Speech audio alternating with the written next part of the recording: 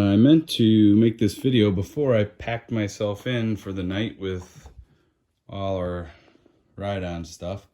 But anyway, this is an Mx500 by Razor, and I took Honda CR50 plastics and put them on. Looks pretty good.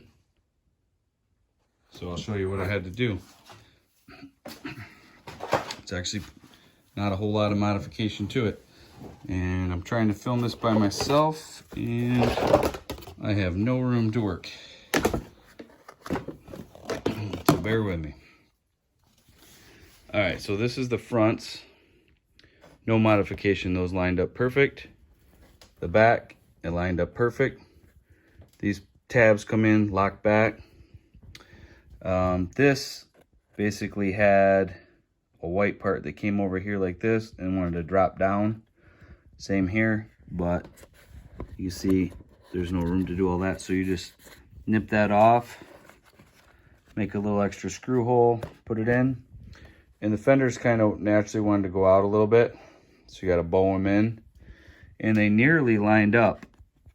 This is the natural hole right here that it wants to go in, so I just kind of angled, shot a screw in, good to go there.